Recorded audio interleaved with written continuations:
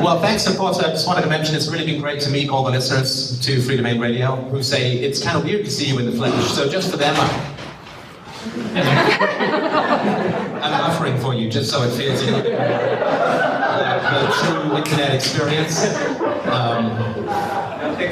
Now pixelate. Oh, you know what? That gives me such a migraine. So I get all Picasso, and then no, that's not good. If you remember from this morning, ethics sucketh. I think that's where we left off this morning. Ethics suck, but they don't have to. So that's what we're going to try and work on a little bit this afternoon. So, this is Philosophy 101, real quick. I'm sure a lot of you are aware of this. This is how philosophy, I think, should be taught. It's this audience participation afternoon, so feel free to jump in. Okay, so, let's say I do not exist. Still here? Yeah, okay. So, I do not exist. What's wrong with that? Yeah, it's a performative contradiction, right? Self-detonating statement. If I say I do not exist, you're not going to believe me, right? Okay, who here has never donated to Freedomain Radio? Janet. Okay, good, because I don't want to smoke any donators if I'm wrong. If I say you do not exist, does that make any sense? I guess if I had donated, maybe. Yeah, well, you don't exist in my PayPal account, and that's to me the same thing. But no, so if I say you do not exist, that really makes no sense, right? Because I'm pointing at you and saying, identifying you as a discrete entity saying, you do not exist. So, I do not exist, you do not exist, makes no sense. How about language has no meaning? Oh, we're getting a little tricky now, aren't we? Language has no meaning. Does that make any sense? Why not? I have to pick specific words that have meaning in order to communicate that language has no meaning. Sound does not exist. You can't say that. Yeah, well you can, but then I'm just contradicting myself, right? I mean, I can make up whatever nonsense I want, and I've certainly been accused of that in the past. But sound does not exist. It's like mailing someone a letter saying letters never get delivered. Okay, so this is, to me, the essence of philosophy. Everybody knows this old Hume thing. You can't get an ought from an is. You've ever had that one thrown at you? It's as boring as when somebody says correlation doesn't equal causation. Anyway, of course, when you say you can't get an ought from an is, you've just got an ought. Which is you ought not to say that an ought exists. Anyway, but what it means is that there's nothing in reality that says how things should be. Human beings need food to live, but that doesn't mean that human beings have to eat. Right? Okay, so let's move on with some of our self-detonating statements. There's no such thing as truth. There's no such thing as truth. What, if anything, is wrong with that statement? The statement is an assertion of truth. The statement is an assertion of truth. You get a free podcast. Yeah, if I say there's no such thing as truth, I have just asserted a truth. And that self-detonates. Sorry for those who are filming me. I'll be random in motion. Like my thinking. Anyway, so from these basics, I would argue you can get philosophy, and you can even get that juicy little tidbit of future salvation we call rational ethics. Rational ethics. So, if I say to you there's no such thing as truth, then I am making a claim of universality, that there's no such thing as universality. So what is truth? The old question, what is truth? Life and time are easy because they're magazines, but truth is tough. Pause for laughter. Anyway, okay. So, if I say what is truth, well, truth is the correlation between my internal state of mind, my propositions, my thoughts, my theories, this is nice, and what's going on out in the real world, right? If I say, this is a screen, it's not a seagull, it's not an anvil, it's a screen, so what I'm saying has some validity to what is going on in the world. So truth is relative to what is going on in the world. It has to be verifiable. If I say I had a dream about an elephant last night, I can't verify that. But you can verify stuff that I'm saying about the external world. Now, the external world is objective, it's rational, it's sensible, and let's just cast aside quantum physics for the moment. Just cast it right aside. No, because the reason is that philosophy has nothing to do with quantum physics. Quantum physics, the quantum flux and all that, they all resolve itself before you get to sense data, before you get to, this kind of stuff. So, subatomic stuff is weird and unstable, but this, if not me, are not. So reality is objective and empirical and all that's kind of good, Randian objective stuff. Yeah, I'm down with that. I think that seems perfectly valid. We are, of course, always capable of making mistakes. There's no mistakes in reality, modern notwithstanding, but there are mistakes in our heads, right? We can make mistakes. We can make mistakes in reasoning, we can make mistakes in counting, we can make tons of mistakes, and so we need a discipline called philosophy to, validate those mistakes.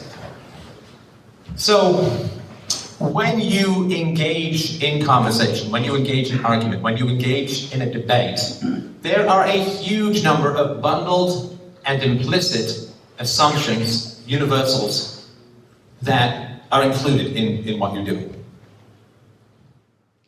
The idea, when you debate with someone, you don't debate usually whether pistachios are better than peanuts. I mean, you can have a sort of joke debate, I guess, but it's not really a cornerstone of a moral dilemma, right? I mean, is ice cream better than froyo? Who knows, right? But so you don't have debate about stuff that's subjective. You have debate about stuff that is objective, that is in the real world, that is tangible, that is material, that is provable.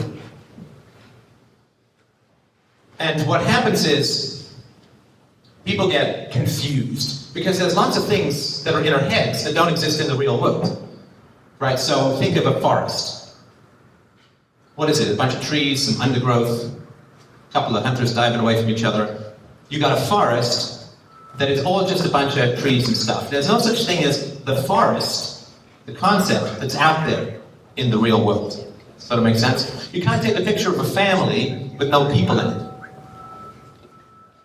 Does that make sense? I mean, it's a weird thing to think about, but it's important. So when I count 4 coconuts, there are 4 coconuts. There's not the number 4 in there sprayed on or hanging off or the shadow of the number 4 or anything like that. So all these concepts in our head that don't exist in reality. And because they don't exist in reality, people think that they're subjective, but they're not. Or whether there are 4 coconuts or 5 coconuts is not subjective. The fact that the number 4 is in my head and not out there in the real world doesn't mean that it's subjective. So, matter and energy exist in the world. Does the scientific method exist in the world?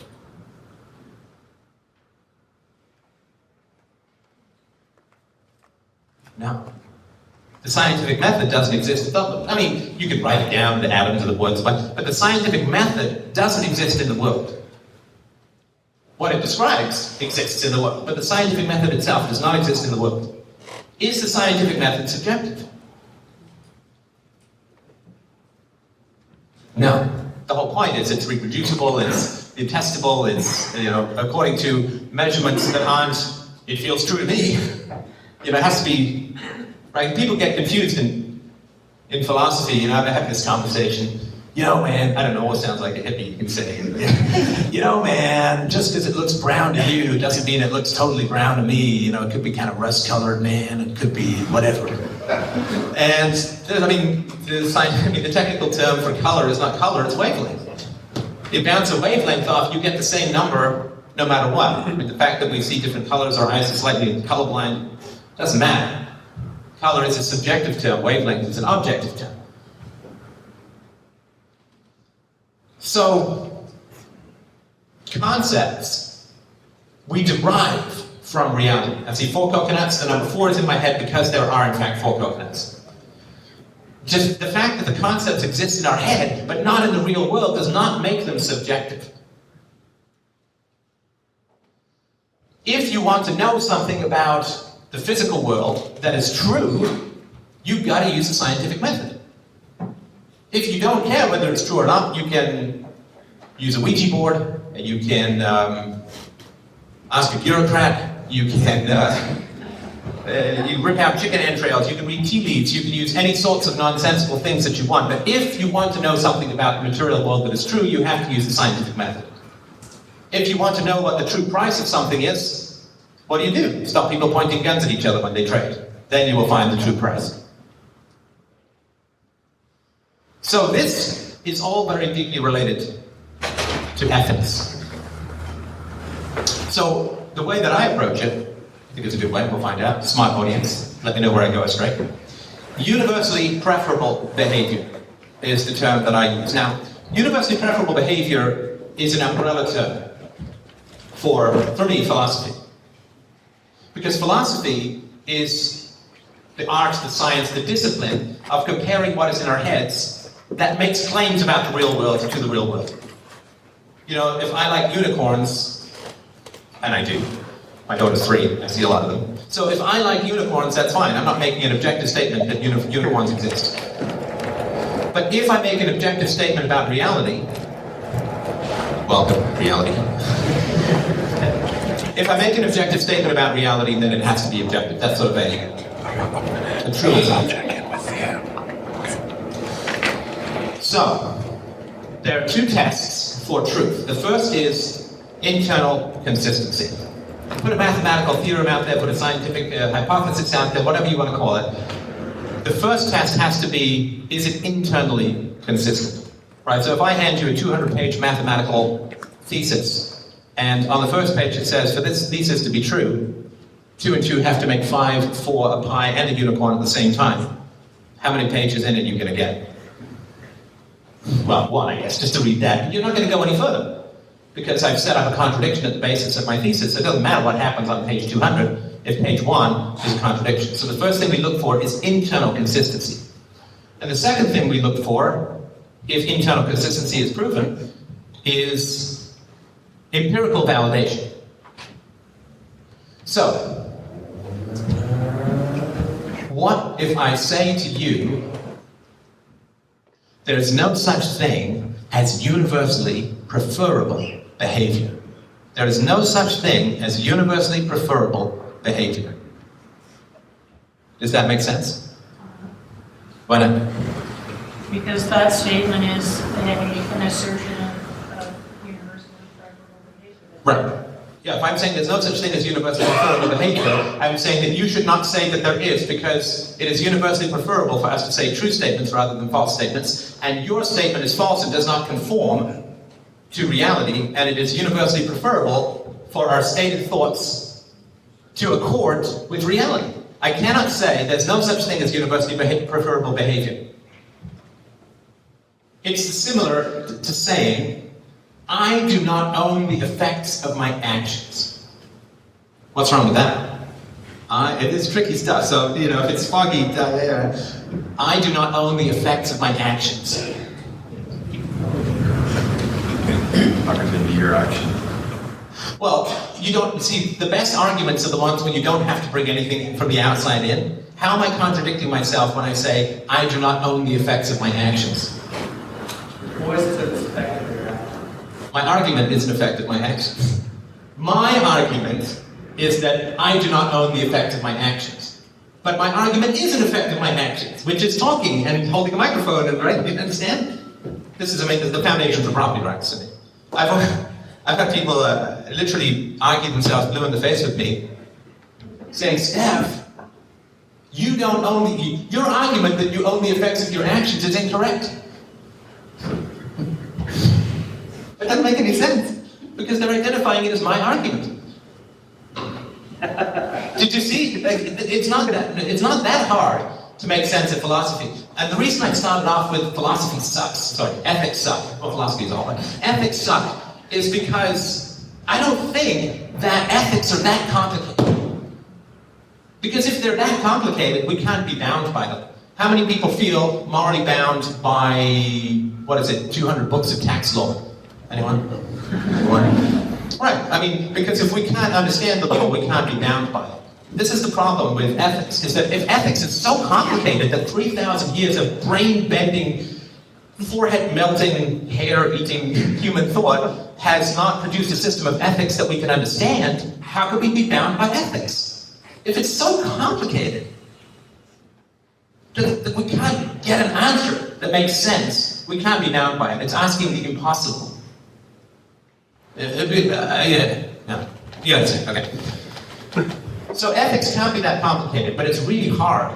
And you all get into ethical discussions, I'm sure, all the time. Doesn't it feel like you're rolling down a barrel with rabbit LSD monkeys biting your eyes out sometimes? You know, like it just feels really crazy and complicated. I don't think it's because ethics is that complicated. I think it's because of what we talked about this morning, that ethics was invented to serve evil, and we're not allowed to actually universalize that which we're told is universal. So it's like trying to do a math problem with two people yelling numbers in your ears. Right? It's hard to do because we've got so much propaganda. But what if ethics is actually really, really simple? So, I'm not going to go through the proofs for this, that, and the other in the book, but I wanted to point out that the first thing that we do when we start a debate, if we want to really be intelligent, I would argue about it, is we think about what does it mean to actually have a debate. Well, it means that there's an external standard of truth. There has to be, otherwise you can't have a debate. There has to be an external standard of truth, otherwise it's believe because I say it. So there has to be an external standard of truth. Has to be objective, has to be rational. And truth is infinitely preferable to falsehood. I mean, all these things are implicit in the very act of having a conversation with someone. You don't have to believe any of these things. You can be, you know, some type of instant character, live in the woods your whole life and so on, but who cares? Because you're not part of the social discourse, you never debate with anyone, so you don't show up and it's not on the radar. But when you debate, you're accepting all of these implicit things. So, ethics.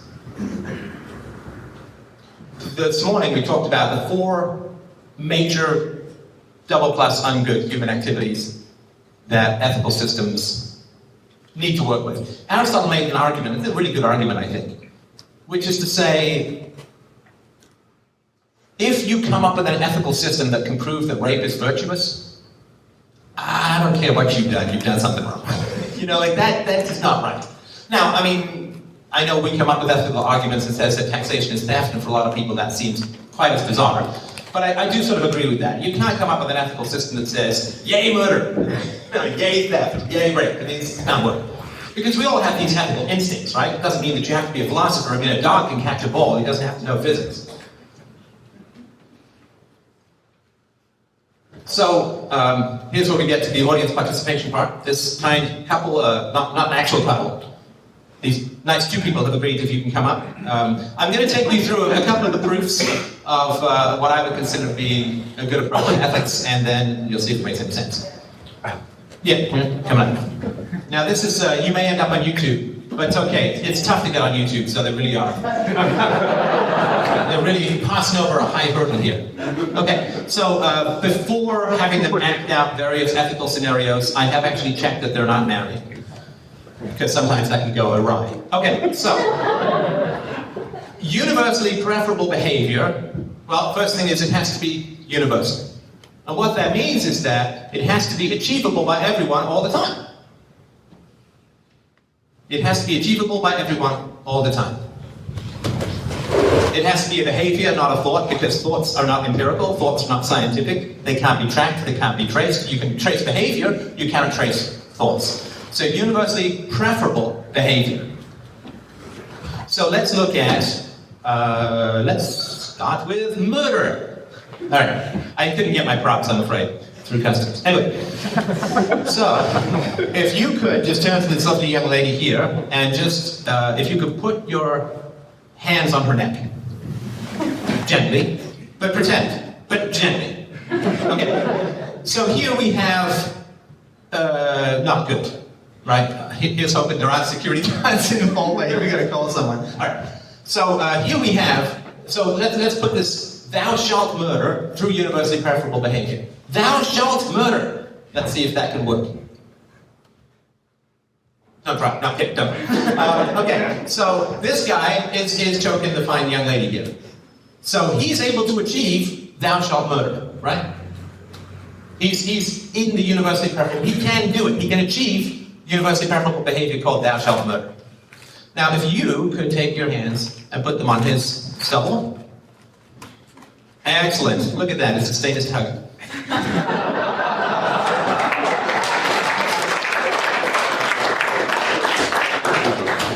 So now they're both achieving thou shalt murder. What's wrong? with this? Fail? Well, yeah, okay. They might, okay, it's unlikely that they'll both kill each other at the same time. They could, theoretically, I guess, pass out at the same time. Will their hearts up at the same time? So it can be, but they're actually not killing each other yet, they're just trying to. So right now they have, because murder is the death thing, right? Otherwise it's assault or whatever, right? But murder is when the person dies. So right now, this guy is not able to achieve thou shalt murder because he hasn't killed her yet. She hasn't been able to achieve thou shalt murder because she hasn't killed him yet. So they can achieve universally preferable behavior called thou shalt murder. But there's more. Sorry if there's a gang now. Alright, so it is impossible empirically to really achieve thou shalt murder. Does that make sense? But it's impossible logically to achieve thou shalt murder.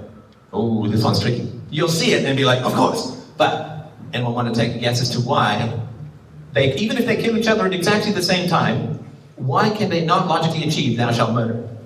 The definition of murder is the same as killing someone. You can kill someone if they're trying to kill you and not be considered murder. Tell me a little more, I just want to make sure I understand that. So if you were trying to kill me right now, Do you want to come up here? No, thank you. I have no ill feelings towards you, but if you were as this man is trying to kill this lady, if she kills him to prevent him killing her, it's not considered murder. Yeah, that's self-defense, right? Okay, but we're talking about can they both achieve, forget self, if murder is the good, right, then self-defense will be the bad. But the reasons, anyone else wanted, that's a good point. It's not quite the true rational reason, because again, that's bringing in an outside argument called self-defense. You don't even need that. Why can they not, if you want to have if you can speak? She would have to resist me. Oh yeah. This is a man who knows a little bit of something. So I'm going to stay over here while he continues to do his activities. Okay, well listen, so tell me more. Well, for it to be murder, she would have to resist, otherwise it's something else. Right, so if it's not murder, it's like if she wants to be killed, it's euthanasia, right? Right, like if you steal something from me, I don't want you to steal it, it's theft. If I don't mind you borrowing it, right? So the reason, not only can they not physically kill each other at the same time, but it's only murder if the lady doesn't want to be killed and he does.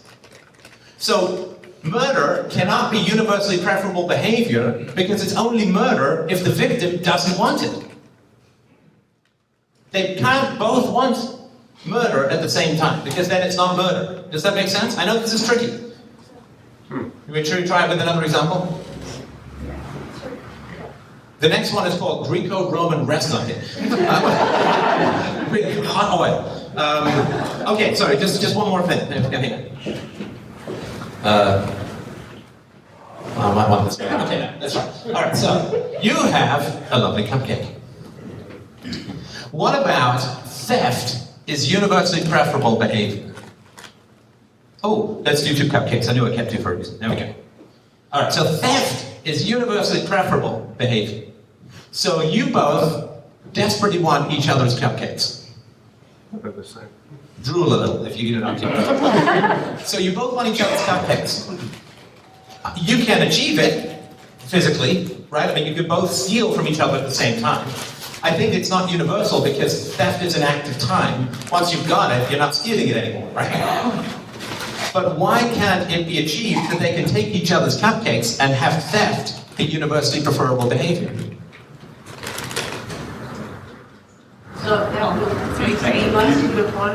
It's right, it's exactly. It's only theft if you don't want it to happen. So you can have theft as UPB only if she doesn't have theft as UPB. Because if she doesn't want you to steal it, that's what makes it theft. But if she does want you to steal it, it's not theft. So if you both have theft as UPB, theft cannot occur. Does this make sense? Okay, we're not going to do the red one. I'm not going to tell you the props I have for that, but the batteries are too expensive. But assault is the same thing. It's only assault if the other person doesn't want it, right? Then it's some S&M dungeon thing, whatever, right? But Thanks, I think that's great. Thanks for that, I appreciate that. So these are just some examples of how you can come up with a system of ethics that says, yeah, you can achieve don't steal consistently. Two people in a room with one iPad, or two iPads, doesn't matter, can both achieve universally preferable behavior called don't steal. And they can do that just fine. You can have don't murder, don't assault, don't rape. These things can all be achieved by everyone all the time. No problems. But neither empirically nor conceptually can the opposites be achieved consistently. So in the book, which again is free on the website, I propose something which is it's a good rule of thumb. It's not perfect, but it's a good rule of thumb called the coma test. Can a guy in a coma be doing evil? No, I don't think so. I mean, I can't imagine how he could be doing evil. And I think that's an important thing, right? So if a guy in a coma can't be doing evil, then actions which are defined as good, that are positive actions, are kind of problematic, because it means that he's doing the opposite of a positive action. So if you have thou shalt murder is the good, then the guy in the coma is doing the opposite of that, because he's not murdering. But he can't be doing evil, because he's in a coma. So I think that's a reasonable test. It's just sort of a first-class test of an ethical theory. Now, I said that ethical theories need to be internally consistent, but they also need to accord with empirical reality. That's the test. That's a good test. So if somebody comes up and says, thou shalt steal, well, that is not even remotely internally consistent. Now, what happens to an engineer who tries to build a bridge based upon inconsistent calculations, or contradictory calculations, or incorrect calculations? Well, it doesn't always fall down. Sometimes you build it way too much, right? But it's not going to be optimum for sure, and most likely it's going to fall down, right? So we would expect that societies which don't follow the four basics, right? Theft, bans on theft, rape, murder, and assault, to not do very well. Right, so communism is pretty much thou shalt steal from the state, right? I mean, according to the state, right? And so it is a bridge built on a contradiction. Because only some people are allowed to steal, those in the Politburo, and then everybody else is not, and all this kind of stuff. So we would expect that society to not do very well. Because it is a bridge built on incorrect, inconsistent, contradictory principles. As we, as a society, lose track of the basic moral principles that, in many ways, are sort of the common law foundation of Western civilization, how well are we doing? As we continue to have thou shalt steal through debts, through counterfeiting, through all of this sort of nonsense, we are doing progressively less well as a society. I mean, it's all masked over by massive amounts of debt and being forced to use this monopoly money that they pass off as real money. But we would expect that societies that propose behavior that is more contradictory, that have universal standards that are more contradictory, that are more problematic, for that society to get worse and worse. And quite the contrary would be true as well. That when societies put in these basic ethical rules, no stealing, no killing, no raping, no murder, that those societies would generally tend to do better. I think that, the big view of history, as you probably know, and all libertarians here, so you got this subsistence, Roman Empire, like starvation, like death, and subsistence, and then, starting in it depends on when you measure the agricultural revolution, sort of 13th century, industrial revolution, 17th, 18th, 19th centuries, massive increases in wealth, to the point where we can have these kinds of conversations and not, be hunting for the last starving rabbit in the forest. And it's because we have, to a large degree, begun to, more so than in the past, respect things like property and things like bans on assault and so on, right? Now, a lot of it has been displaced to a lot of statist mumbo-jumbo mockery in the financial world and in fiat currency and so on, but we have done a lot to bring about these basic moral rules in society, which is why we've had this massive increase in wealth. I mean, if you look at the basic rights and property available to the average citizen in modern Canada versus ancient Rome, I mean, it's night and day. I mean, ancient Rome, I don't remember the percentages. It was, I think, 60, 70, or 80% slaves. So, massive violations of thou shalt not steal. Stole the whole person's life and it turned it into property. You know, there's that old, okay, one tangent. There is an old saying, or an aphorism, that they were concerned that the slaves were passing themselves off as citizens.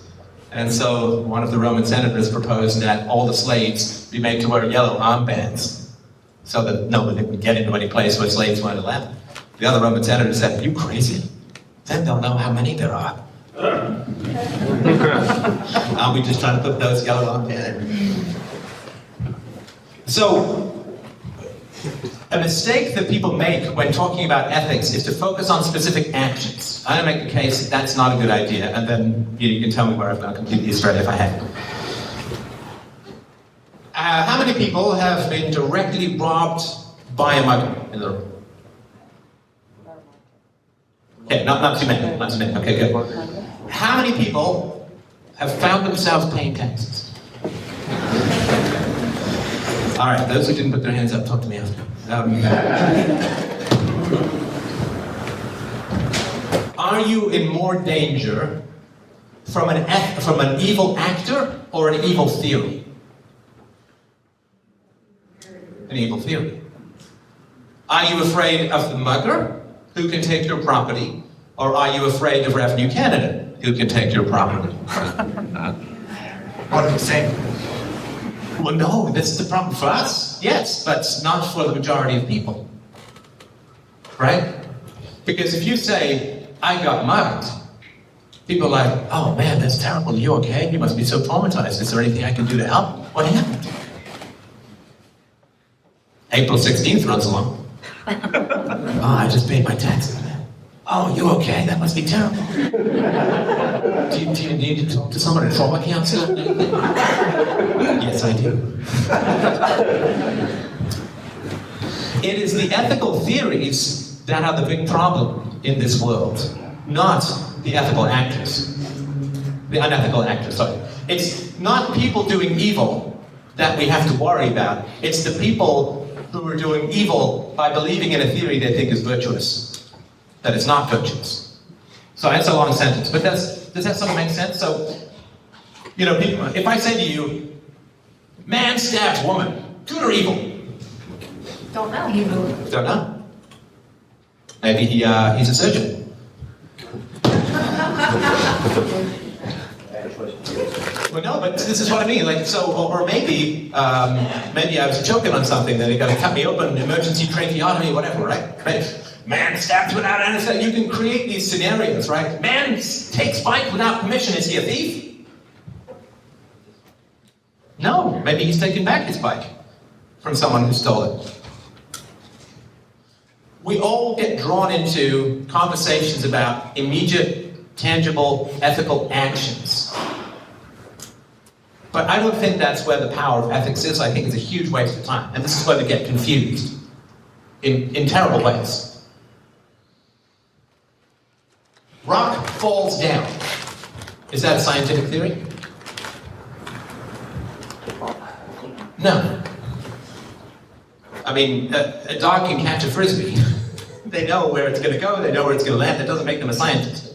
As scientists, the scientific theory is something that claims universality. All objects fall to Earth at 9.8 meters per second, or whatever. That's a scientific theory. Gases expand when heated. That's a scientific theory. Mass has gravity proportional to its size. Whatever. Universals. Science doesn't bother with individual tests, except insofar as they reflect on the truth or falsehood of a general theory. And so you can test the theory of gravity by dropping a rock, but dropping the rock is not the theory of gravity. It's just a simple individual test for it. And so, when you're talking about ethics, my argument, my focus is to focus on the theories, that are presented and look for the logical consistency in those theories or logical inconsistencies in those theories. Don't think about the individual actions. I think that's a red herring, that's a huge distraction. And what you really want to look for, based upon what we were talking about this morning, is that weird little flip. You ever see those guys, I always find magicians annoying. I don't know, this is maybe just me. It's like, stop messing with my head. Just tell me how it's done. You know, but they're really good at this misdirection, right? They got the balls, they got the things that women in tights, and they got confetti cannons and doves and all this sort of stuff, and lighting and music, just so you can't see when they switch the card from one hand to another, or something comes out through a sleeve or something like that. It's the same thing when you, in ethical arguments with someone, is that there's this flip that we talked about that you're never allowed to discuss. Universally preferable behavior is universal for human beings. I mean, we're in a special moral category. We have reason, we have choice, I argue for free will, we have all of these kinds of juicy tidbits that, you know, tadpoles and bald eagles and so on don't have. But you will find that people will set up these arbitrary distinctions that we talked about this morning. Theft is bad for you, taxation is good for society. You cannot go to your neighbor's house with a gun and get $4,000 from them to send your kid to school. But when the government does it, it's moral. It's good, because we care about our children. There are these flips. And it's so absurd when you think about it. It's so absurd that we think that a costume changes the moral essence of a human being. This would be as absurd as me going to a biology conference with a whole bunch of frogs saying, these are all amphibians, except that blue frog, he's a mammal. People say, what? What on earth does the color of his skin have to do with his frogness? Right? And there's no answer to that. But we somehow think, we put a guy in a blue costume or a green costume, that we have changed their moral nature.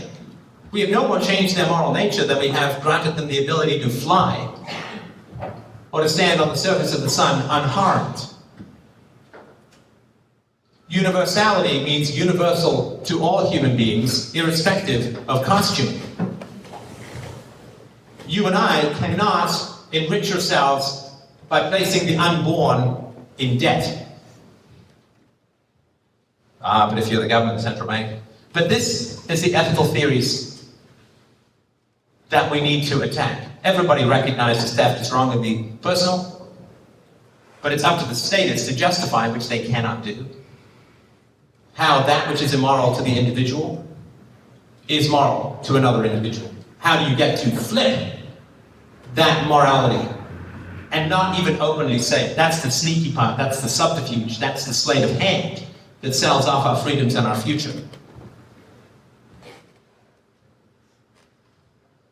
Theft cannot be morally justified. Rape, murder, assault cannot be morally justified because they cannot be achieved by everyone all the time, either physically or conceptually. It is a moral theory that is entirely self-contradictory, that creates entirely arbitrary distinctions between different human beings. And then they say, oh no, but you see, it's a social contract. It's voluntary, it's a social contract. Social contract theory is equally easy to undo with UPB. Anyone want to try it? You guys still there? Are you with me, brothers and sisters? All right. So social contract theory says that, you know, if you choose to live in this society, then you choose to participate in the tax structure, and you choose to participate in the social programs, and you choose to, you know, you can get involved politically, and if you don't like it, you can go to some other place. Well, UPD would say, okay, if that is a moral proposition for human beings, then it's a moral proposition for everyone. In other words, everyone can impose a social contract on everyone else. What happens if everyone imposes a social contract on everyone else?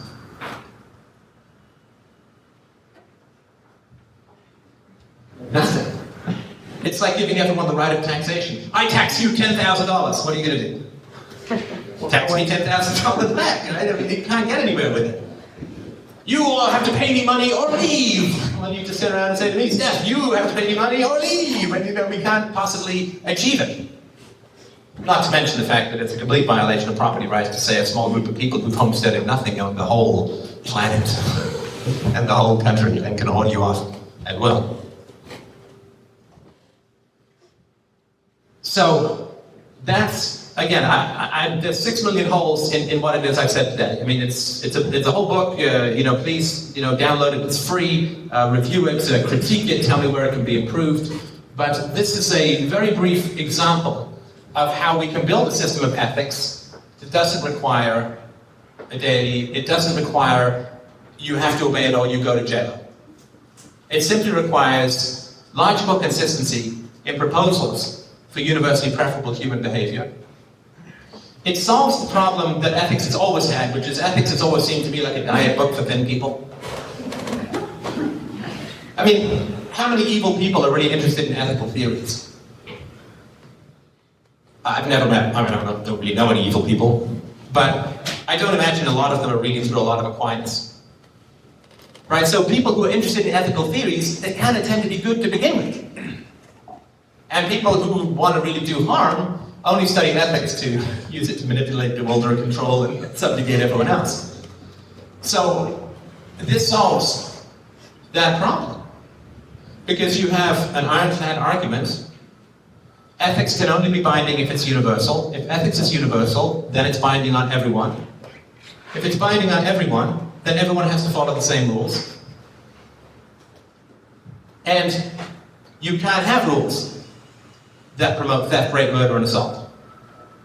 And you're probably right, it's very much related. You own yourself, and therefore that's the violation. You own the effects of your actions, and so on. We don't have to talk about that necessarily right now. It comes right out of the theory. But what I like about this theory is it goes straight for moral theories. It goes straight for moral theories. Those are the great dangers of mankind. What kills people? The lady up here was earlier, what is the most destructive thing that human beings have ever invented? It's not bombs, it's not germs, it's theories. It's moral theories. Because it's the moral theories that get people killed. It's the moral theories that get people killed. It's the patriotism that drives volunteering for war that gets people killed. It's believing that there's this brain-bending set of geniuses at the top who can wave all the guns in the world, never get corrupted, and produce nothing but good. It's the idea that theft is wrong for most and right for some. That murder is wrong for most and right for some. That counterfeiting is wrong for most and right for some.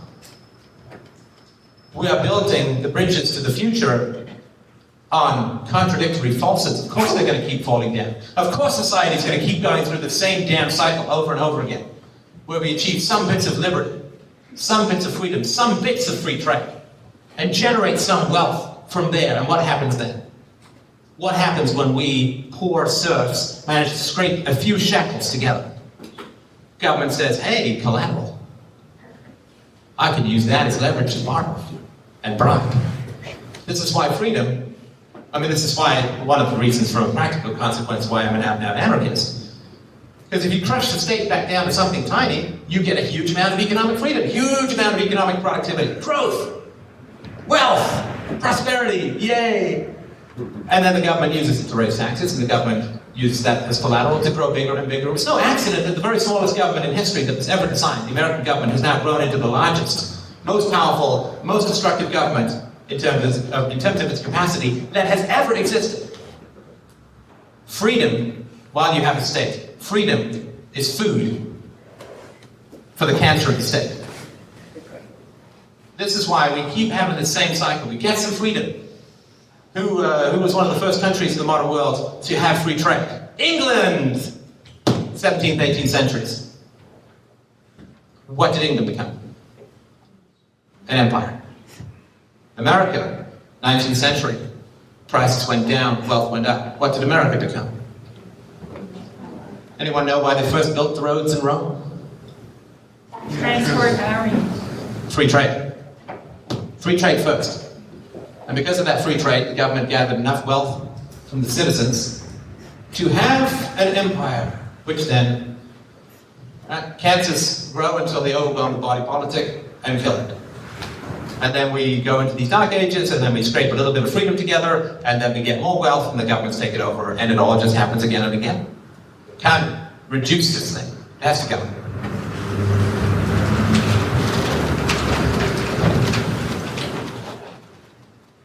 So, when you look back at the history of philosophy, we talked about this a little bit at lunchtime, look back at the history of philosophy, there's no history of anything that's objective, obviously, right? I mean, the story of history goes to the witness, right? I mean, you may have heard this myth that the great stock market crash was brought about by free trade, and then the government stepped in to try and rescue capitalism, and then it was only rescued when the war came. You know, this is what people are. Or if you heard this one, that the recent financial crash was a result of too much freedom, deregulation. Right, so history is the future. Whatever you believe about history as a culture is what the future is going to do. If you believe that the financial crash was caused by deregulation, the only solution is going to be regulation. The philosophers that we know of in history are not a random selection of thinkers. They are all approved of by the rulers, for the most part. It's different degrees and so on. How many people had ever heard of Lysander Spooner before they got into libertarianism? I hadn't. I mean, the guy's brilliant. Stone genius. You don't get him. You get John Locke, who says, obey the laws. I mean, he's got civil disobedience in there, but you get Thomas Hobbes, who says, obey the laws. You get Hegel, who says, oh yeah, right, obey the laws. Kant, who says, obey the laws. Socrates, who says, obey the laws. Aristotle, who says, obey the laws. Plato says, there's nothing but laws. And live the lie.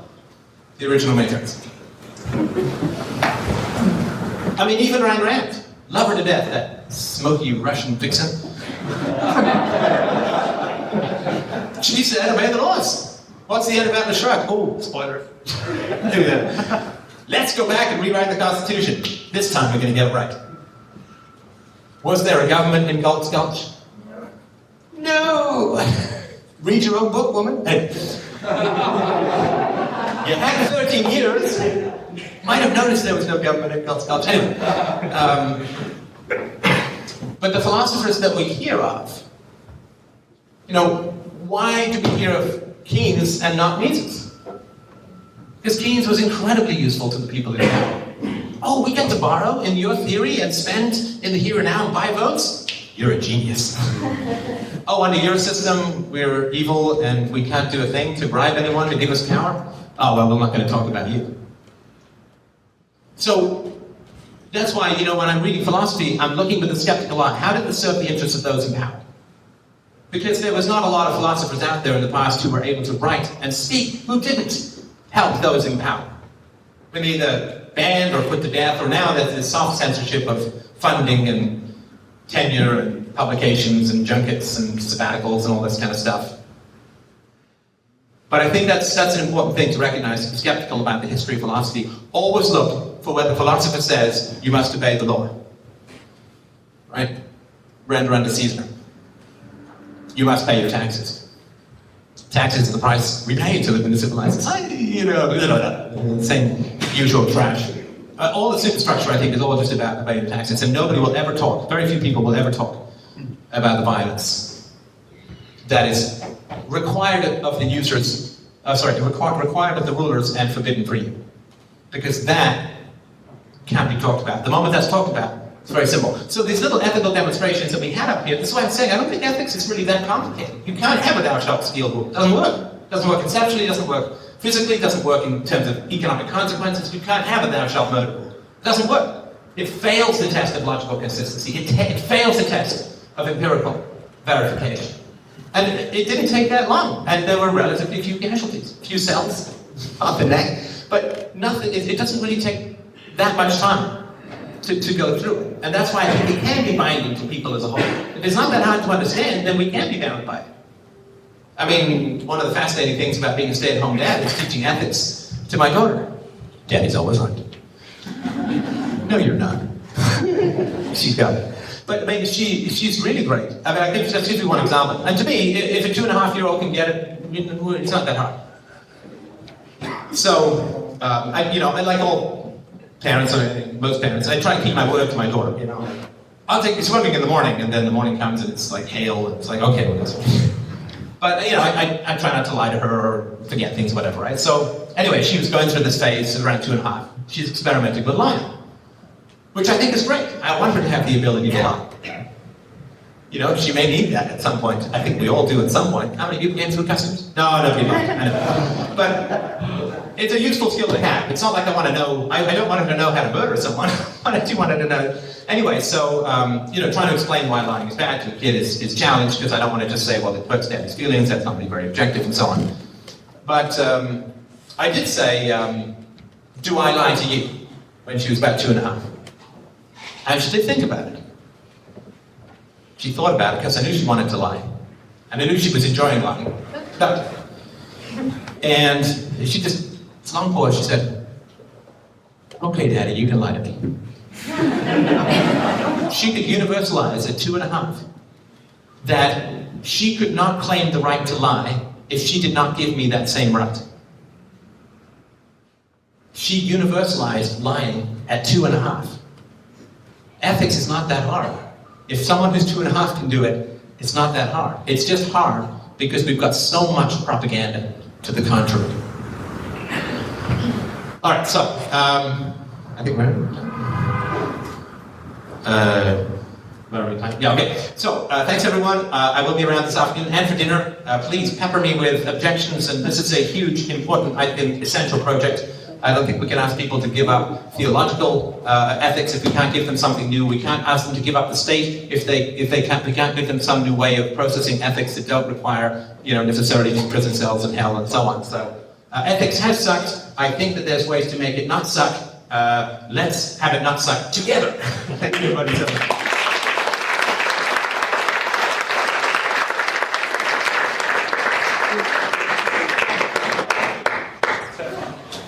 We have about 10 minutes if people have any questions. Yes. You know what? I'll stay here. You take the mic.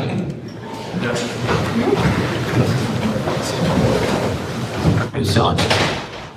I think it's a pretty straightforward question, but I just wanted to get your take on Bastiat and the law that he wrote, because we were bringing up philosophers from the past, and that one seems a little bit different. Well, remind me of what his, it's been a long time since I've read him, so what was his central argument? Well, it was kind of like the central argument that brought about libertarianism, from what I can tell. I only listened to AUDIOBOOK maybe 3 times and haven't come across a copy to read, but the premise is a lot of the whole non-aggression principle in action, and fundamental human rights as a lot of... Yeah, I think that's, I mean, there's very few people who say my theory of ethics violates some people's rights. I mean, there's not many people who say that, even though obviously it does, right? In the UN they say, you have a right to education, which turns educators into slaves, right? I mean, obviously, if you have a right to somebody else's labor, they're your effective serf. So, you know, the people, if they talk about equality, I think that's great. Keep your eyes peeled. And I actually just picked up a copy of the laws from Laissez-Faire Books when I was down there talking at Freedom Fest in Vegas. I can read through it again. Look for that flip where suddenly he says, we need this equality and we need the government to maintain this equality, because then you've just broken universality and you've got theft and you've got rights. So again, I don't want to diss Bastiat because maybe he doesn't do that switch, but almost everyone else I've read does do that switch. Rothbard not included. Sir, it's not one thing you've analyzed yet. It's not one thing you've analyzed yet. No, it's not. Okay. No, but it's a good one because I know he's very important to the libertarian community. Yes, sir. Hey, just like to say that you're responding to person. Oh, thanks. I'm sweating. I got philosophy sweats on. I need to be toweled down afterwards. I have 3 questions. Your discussion at the beginning on the ownership of effects caught my attention. And I have 3 questions surrounding that. So Just give me one at a time because I'm over 40. okay. So the first question is, does that put in, like, is that significant to your UPB argument? I didn't see the connection. Is there one, or that? Well, you can't have morality if people don't own the effects of their actions. Because if I go strangle some guy, I own his death. I have created, I have produced, I have homesteaded his corpse, so to speak, right? If we don't own the effects of our actions, you can't charge anyone with morality, right? So it's the difference, like this crazy shooter in Colorado. Let's say they found out he's got some giant brain tumor, you know, that has completely fried his brain. Well, that's a different moral situation than elsewise. So if we can't have any ethical system or any responsibility, and you also can't debate if somebody doesn't own the effects of your argument. So if I responded to Dr. Block, like if I said, hey, Walter, that was a great point you just made about blah, blah, blah, blah, blah, he'd be like, hey, that was my point. Like, you can't respond to Walter. So you can't even debate unless you're responding to the points that the person is making by recognizing that they own the effects of their actions. So, and this is the true, if you create, you go harvest some cherries or whatever, you've created them as a usable good. We own the effects of our actions morally in terms of property and so on. So it is pretty important to the theory, yeah. Okay. And the reason why I'm curious is I think you've explained it now, it's something about meaning. And when I think of ownership myself, I typically think of property, physical goods, and yet ownership in the property because we are trying to avoid conflict. And so I was thinking, well, how exactly does that translate into ownership of something that is not physical, that you cannot grab and say, hey, don't take that, that's mine. And what you, I think, mean is you have a sort of a categorically different idea of ownership in terms of the results of your actions, in the sense that, no, it's not like we're potentially having a conflict here. You're just saying taking responsibility.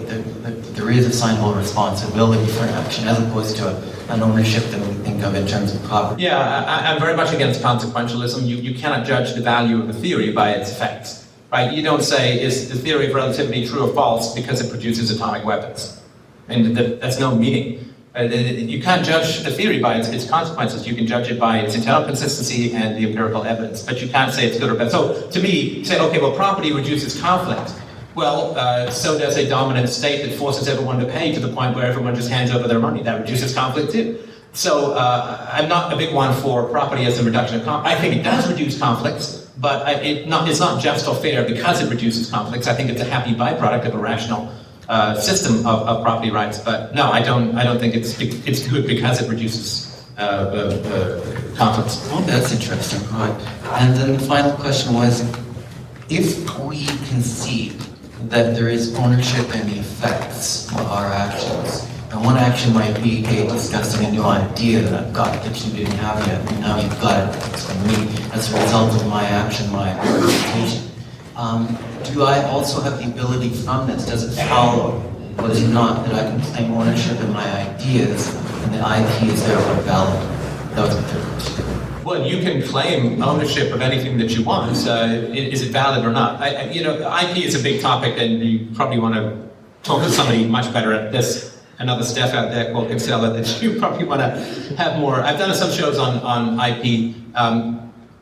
To me, if I write a book and sell a book, I could include in that, don't resell it. That could be a condition of sale. And then if you resell it, you've broken a contract. To me, IP is not something that should be centrally enforced, obviously, by a state, but it should be a continuously evolving system of contract law, and of course it's optional. I choose not to copyright my stuff. It's all available for free, and everything I do it's a donation-based model. But if people, they're free to put a contract in, say if you buy the CD, don't copy it. And then if you copy it, but of course nobody can ever find these people. It's all unenforceable. So I would be very fascinated to see what would happen. I'm very taken by some of Jeffrey Tucker's arguments, which you can read about in Into Jetson's World, about the degree to which, say, classical music had incredible leaps forward where there was no IP and no copyright. And in the countries where there was IP and copyright, that's an argument from effect, but I think it's still an interesting one to go. So I do definitely think that taking somebody's music obviously doesn't diminish their original thing. It's different from taking somebody's kidney. No, I mean, that's a very, property is my body too, right? I have grown my property in the same way that I write a book, but it's still not quite the same thing if somebody, lends my book to someone to read it versus somebody takes a spoon and carves out my kidney. So I would be fascinated to see what IP would look like in a free society. It wouldn't look anything like it is right now. And I think that the creativity of the planet would be much benefited thereby. Anybody else? Last question. Stefan, the way I got interacted with you is I heard you ripping up Ron Paul in one of your speeches, and I only listened to the first 10 minutes, and then I wrote this blistering attack on you, which is in my book, chapter 12. I will sign that in my own tears, actually. I've been trying it a little joke. Then what happened is we communicated with each other, and we agreed to debate formally these issues, maybe in a law review or a libertarian journal or something. And then I kept saying, well, when are you going to send me your reply? And finally, you never sent me a reply, but what you did is you pretty much caved in and supported Ron Paul, so then you said there's no need for a debate. Is my recollection correct on this? Let me know if this is off topic to anybody else, but I believe, look, there's no one alone, I think, has any clue how we can prove how we're going to achieve freedom. I mean, I have my arguments, people have political arguments and so on. But I do believe in commitment, and so I believe, I wanted to give as much ammunition to the Ron Paul supporters as I conceivably could, putting myself in their shoes to make the case as strongly as possible for supporting Ron Paul. And that way, if they do all of that and it doesn't work, I think they may be free of an illusion that it can work. So I really wanted to get behind and help people because, look, I could be wrong. Maybe Ron Paul maybe political action is the way to go, and my sort of peaceful parenting thing is not going to work. But so I'm fully committed to what it is I'm doing. I really wanted to make sure that the people who were supporting Ron Paul had as many quivers in their as many arrows in their intellectual quiver as I could think of. I didn't change my stance on political action, but I definitely wanted to encourage people to really go full tilt boogie towards that, because I think there's no freedom from illusion like commitment. So, can that help? Hi, Stefan. Just wanted to thank you once again for coming to Vancouver and to the other speakers. My quick question is, and it might be kind of silly, but let's go back to the Gulch scenario, this sort of microcosm of a libertarian society. Let's pretend that one of our protagonists gets a debilitating disease, and let's just say that he doesn't have any savings, but he worked hard his whole life. What is to happen to him in that, microcosm of that libertarian society? Would it be like that movie, The Beach, with Leonardo DiCaprio, where they just stuffed the guy in the tent, let him die, and ignored him? What do you think it would be in that microcosm environment? What is the philosophical? Well, there's two ways to help people in a free society. I mean, there's insurance and there's charity. And both of these have been proving incredibly effective in the past, right? So insurance, there were these things called friendly societies which occurred before the welfare state, where poor people would get together and they'd all pool their resources and requirements, and they'd come up with a big collective bargaining agreement, so to speak, with an insurance company. And it was incredibly cheap. I saw this at Libertopia 2 years ago, and don't quote me on it, some crazy sum, like $100 a year in current dollars got you really decent health care. So, of course, you want healthcare to be as cheap as possible, which means the free market. You want friendly societies will emerge to fill the vacuum. Life is risk. We never know when we're going to get sick or what's going to happen. So people band together to deal with those risks. And for people who have never had a community, have never paid into insurance and have no money, doctors used to give, I think it was a day a week sometimes they used to give for free, or they'd be paid in chickens, or they'd be paid in kind. And there were charitable organizations and so on. And yes, it certainly is conceivable that some people will fall through the cracks. But as we all know here, a third of Canadians can't find a primary care physician. They can't get a family doctor. People are waiting up to 2 years for cataract surgeries. It can't be worse in a free society than the way it's going right now. And this is even if we don't count the fact that the healthcare system is ridiculously underfunded, incredibly in debt, and what's going to happen when it can't pay the bills at all anymore. So, again, it's not a perfect society in a free society, but it's a lot better. Maybe you'll be unemployed for a week or two after you stop being a slave, but it's better than being a slave. So, yeah, I think the charity, prevention, all these kinds of things are the way that it goes. And, if the Canadian healthcare system or socialized medicine reflects the true will of the people, then people care about sick people. I believe, who wouldn't care? Some guy's sick and he needs some help. We're all chip in, right? That's what people do. If people don't do that, then democracy means nothing, because we have all these systems that nobody wants. But if democracy does represent what people want, then people do want to help the poor, and they do want to help the sick, they do want to help the old, so we don't need the ridiculous overhead of the state where 80% of the money goes to bureaucracy and crap, and only 20% of it ends up with the poor. It's much more efficient to give your money to a private charity, and that's how people can really be helped.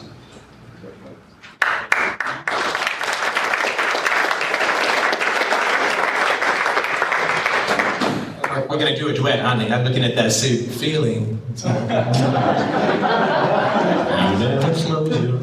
question. I would ask you to elaborate a little bit. Sorry, just repeat that first bit again, because I never get that. Just one more time, but slowly. You want me to elaborate?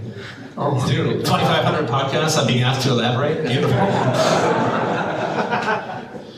All right, let's start again. Yeah.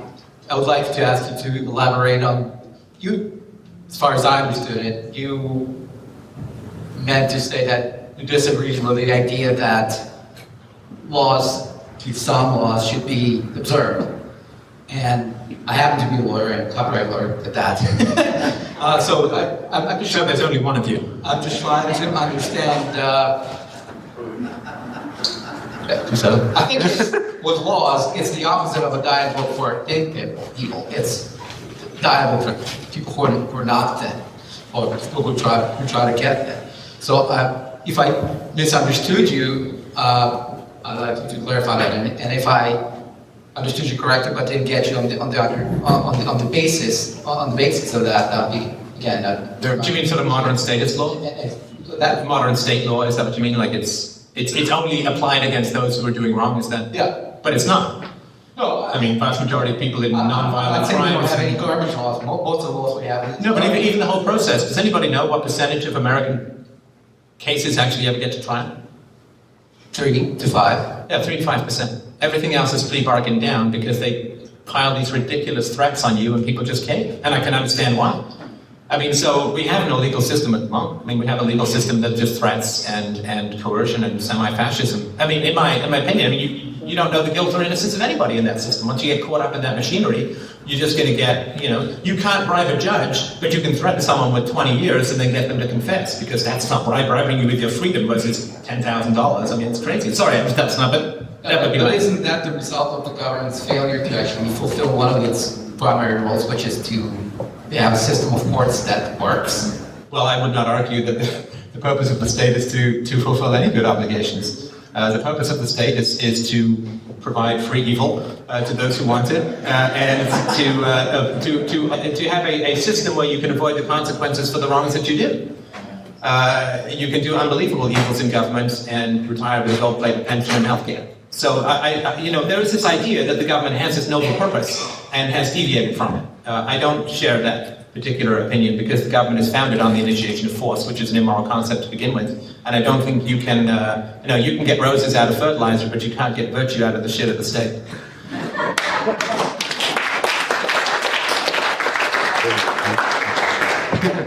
Then 2 questions. Should there be any enforcement? And if yes, what would be the basis of that enforcement?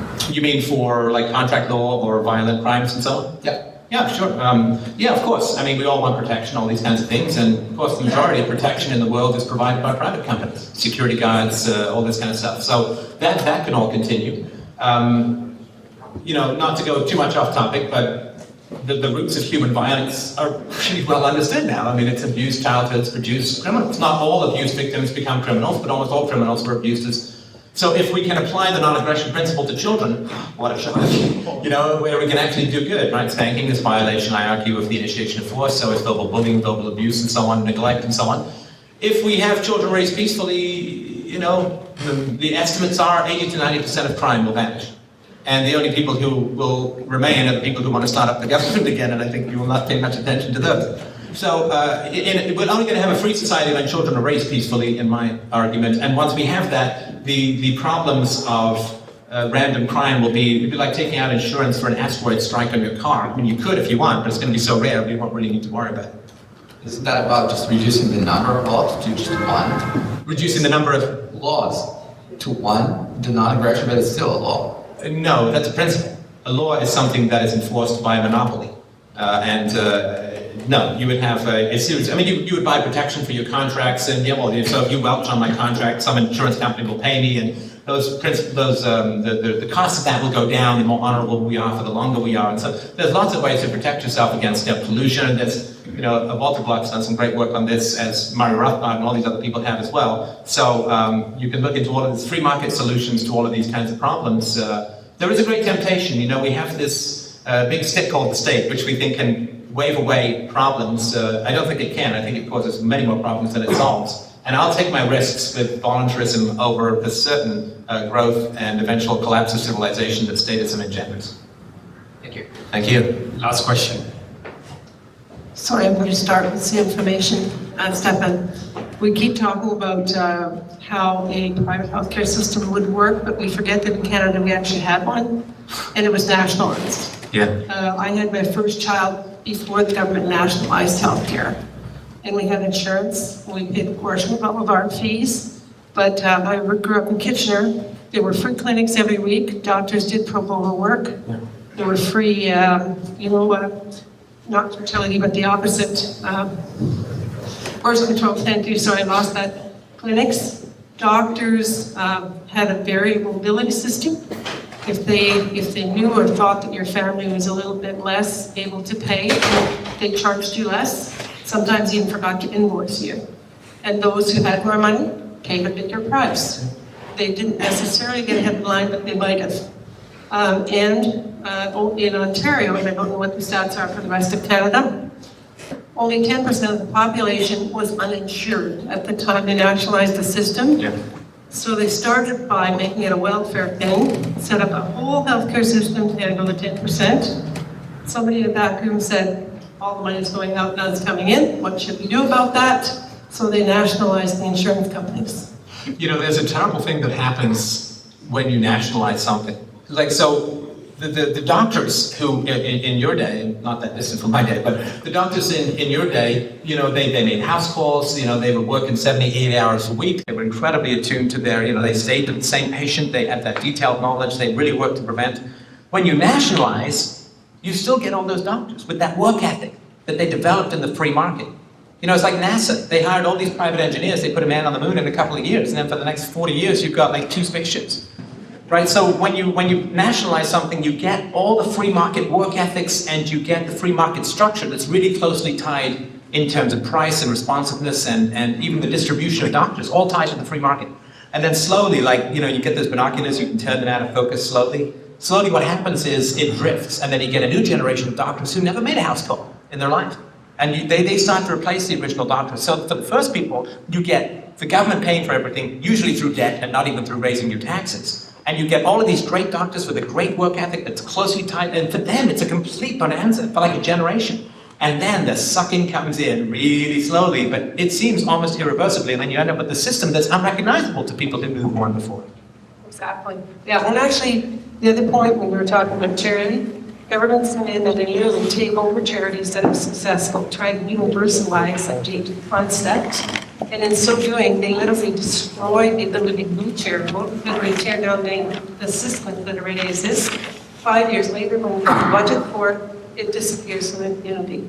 So it isn't just that charities aren't turned back to government destroys charity because it's constitutional. Yeah, the last thing I'll say, the last thing I'll say is libertarians are often accused of not caring about the poor, but putting the poor and trapping them in this underworld of unsustainable poverty, reducing the quality of their education, reducing their opportunities through things like the minimum wage, and creating a system where inflation robs those hardest who have the least money and those on a fixed income, and creating all of this in a system which can't possibly sustain itself.